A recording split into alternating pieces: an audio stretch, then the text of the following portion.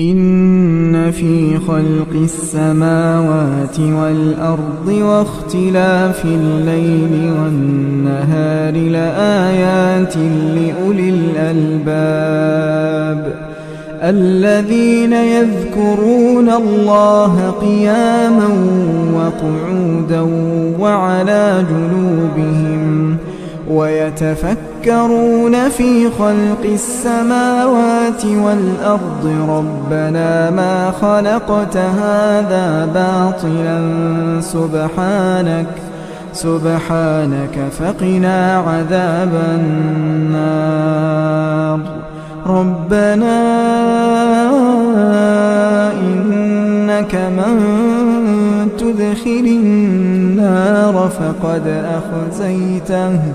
وما للظالمين من أنصار ربنا إننا سمعنا مناديا ينادي للإيمان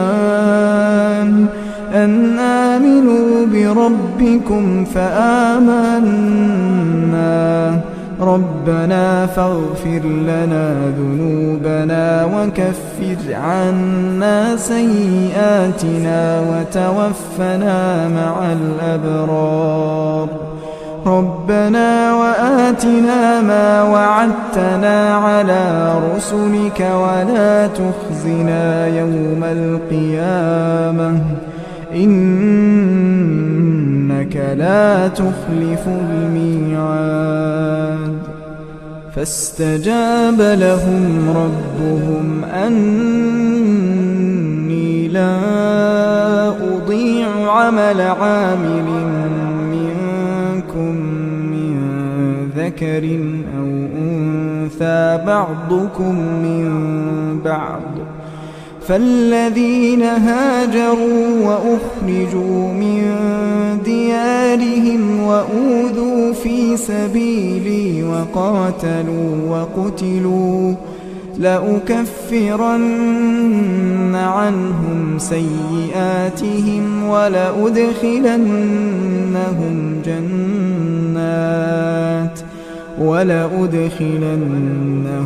جنات تجري من تحتها الأنهار ثوابا من عند الله والله عنده حسن الثواب لا يغرنك تقلب الذين كفروا في البلاد متاع قليل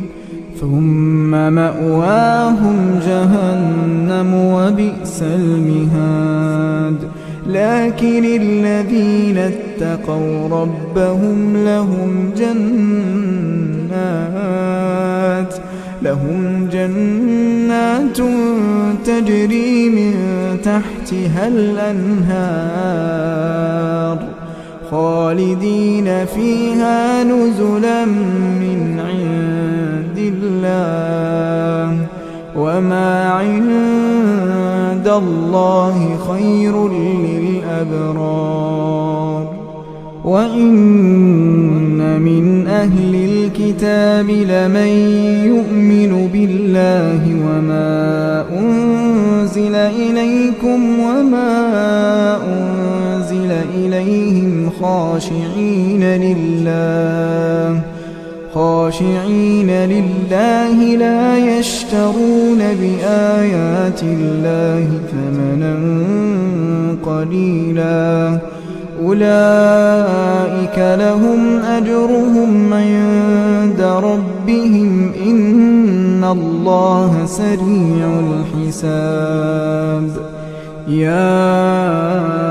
أيها الذين آمنوا اصبروا